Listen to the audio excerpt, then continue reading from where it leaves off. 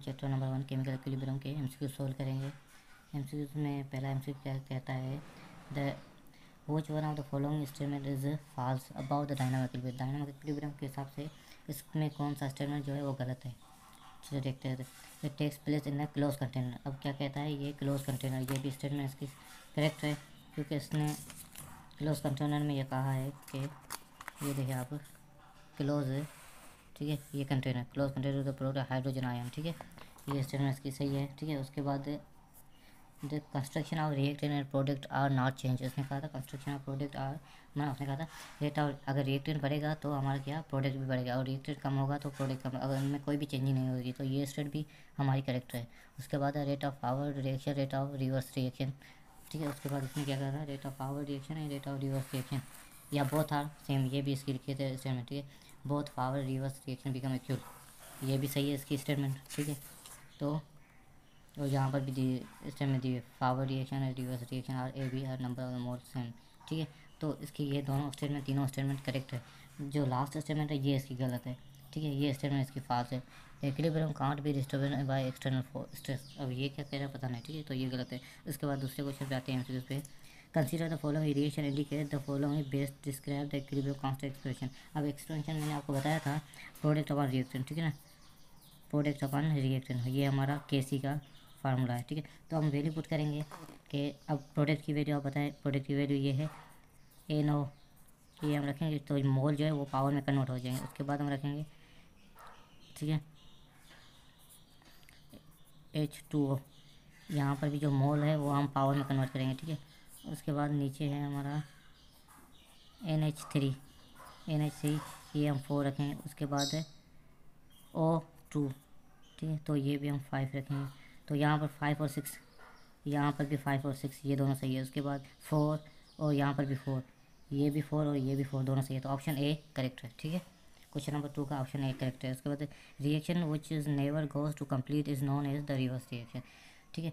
अब reverse reaction represented by, reverse reaction किस पे रिवर्स करें, ठीक है, हमारा एक है इनरिवर्सिबल रिएक्शन और फॉरवर्ड और रिवर्स, ठीक है। फॉरवर्ड ये हमारा है, ये हमारा रिवर्स है, ठीक है। और हमारा रिवर्सिबल रिएक्शन था जो कंप्लीट प्रोसेस हो रहा था, ये कंप्लीट प्रोसेस नहीं हो रहा है, गोज नेवर कंप्लीट। इसकी स्टेटमेंट में ही रिवर्सिबल में जो स्टेटमेंट दी है उसमें भी ये कह रहा है कांट कंप्लीट स्टेटमेंट, ठीक है।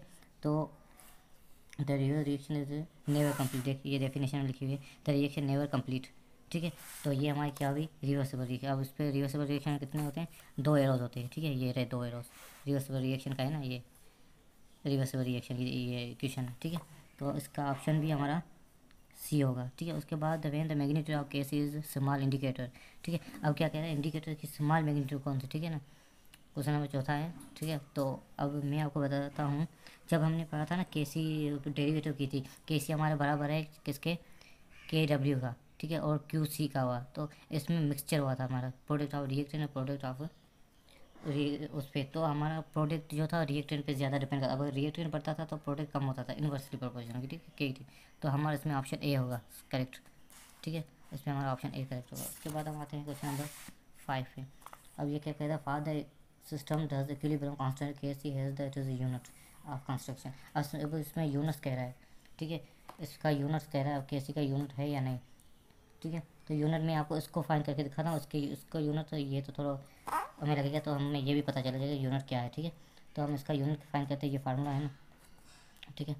अब प्रोडक्ट अपन रिएक्शन हम रखेंगे, ठीक है, ये तो ये हमारा क्या है प्रोडक्ट NO, अब 2 है, 2 हम यहाँ पर रखेंगे। उसके बाद दूसरा है हमारा क्या N हम रखेंगे। उसके बाद O भी हम रखेंगे, ठीक है।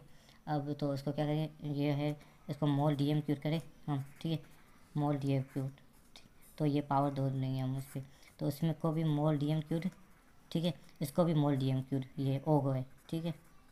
तो ये एक मोल DM क्यूट, ये एक मोल DM क्यूट, और ये 2 मोल DM क्यूट, तो ये कैंसिल हो गए, मीन्स इस पर कोई भी यूनिट नहीं है। तो क्वेश्चन नंबर 6 का हो गया नो यूनिट्स।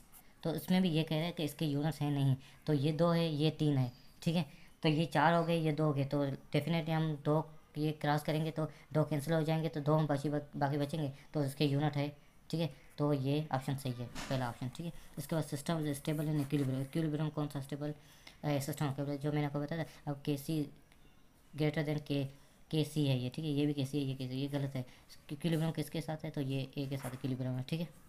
उसके बाद के सी डिफाइन, के सी हम डिफाइन कैसे करेंगे, वो दिया हुआ है नहीं यहाँ पर, ये दिया है। K C define the ratio of product of active masses of the reaction and product,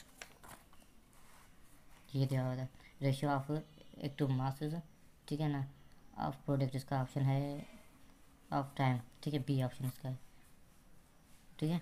ये दिया हुआ of product respect to the stoichiometrize the consider of the balance chemical equation that the represented, तो option b इसका सही है। उसके बाद question number ये है तो बैकवर्ड रिएक्शन, अब इसमें बैकवर्ड रिएक्शन कौन सा है, ठीक है, इसमें बैकवर्ड रिएक्शन पता ही नहीं चल रहा कौन सा है, ठीक है। तो उसके बाद हम आते हैं क्वेश्चन नंबर 10 में। क्वेश्चन नंबर 10 में क्या कह रहा है, क्वेश्चन नंबर 10 है वैल्यू ऑफ के सी इज इंक्रीज, जब के सी की वैल्यू बढ़ेगी तो क्या प्रोडक्ट बढ़ेगा, ठीक है, और या प्रोडक्ट कम होगा, यही जो दो चीज़ें, तो रिएक्शन नहीं है, प्रोडक्ट या बढ़ेगा या प्रोडक्ट कम होगा, तो ठीक है हम करेंगे प्रोडक्ट बढ़ेगा।